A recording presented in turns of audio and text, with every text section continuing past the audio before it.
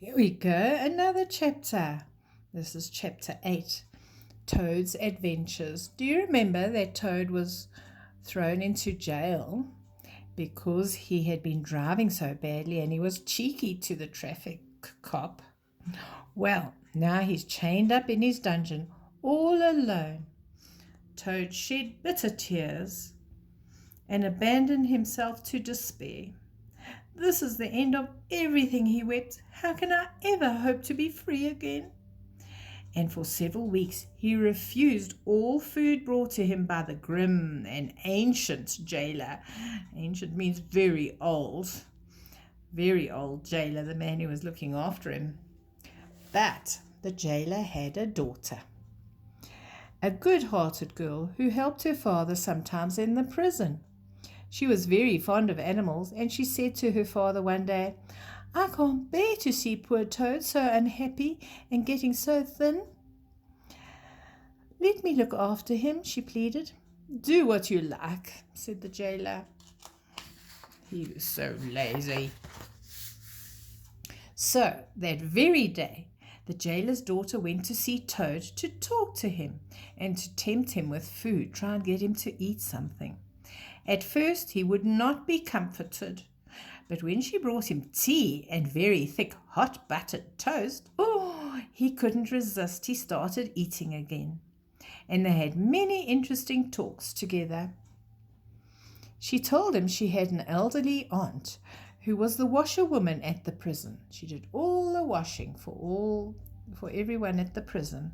She suggested that if Toad gave this lady a little money, she might be willing to let him have one of her dresses and an old bonnet, an old hat. This is called a bonnet, so that he could escape from the castle.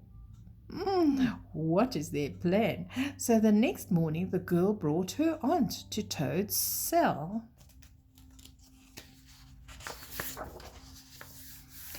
Shaking with laughter, the jailer helped Toad to dress up in the cotton print gown. Oh, so that's their trick. She arranged the shawl and tied on the washerwoman's bonnet, all of which her aunt had brought in her bundle of washing. Then the pair of them tied up the old lady to make it look as though the daring Toad had overpowered her to steal the clothes, so that she didn't get into trouble. They pretended they overpowered her and pinched the clothes from her. With quaking heart but firm footsteps, so he was a bit nervous, Toad made his way through the castle. The warders and soldiers joked as they saw the stout little figure in familiar clothes go walking by. They remembered the clothes from the old lady. Every door and every gate was opened for him. Even so, it seemed hours before he crossed the last courtyard, and then he was walking across the drawbridge, free. Dizzy with the success of his daring plan, Toad made his way to the railway station. He went to the booking office to buy a ticket and found to his horror that he had left all his money and belongings behind in the prison. He pleaded with the booking clerk, but he was pushed out of the way. "If you haven't got money, you can't buy a ticket." Oh dear, in despair again, he wandered down the platform to where the train was waiting. He told the engine driver all his troubles.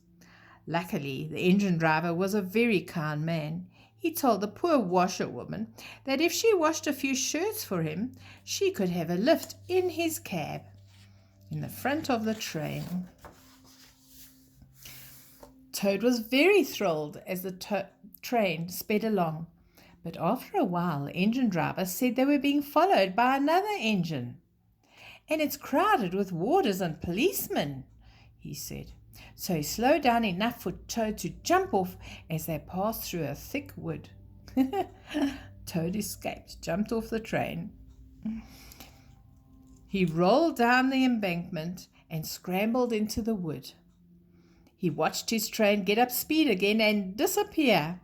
And there's the train that was following them, full of policemen, looking for Toad, who escaped from jail. Everyone shouting, "Stop, stop," to the train in front. Toad had a hearty laugh for the first time since he was thrown in prison. So he escaped from prison. I wonder how he's going to get home. I'm so glad he's out. It wasn't nice being in jail. I hope he drives properly from now on. Oh well, that's it for tonight. Good night, my darlings. Sleep tight. I love you all. Bye-bye.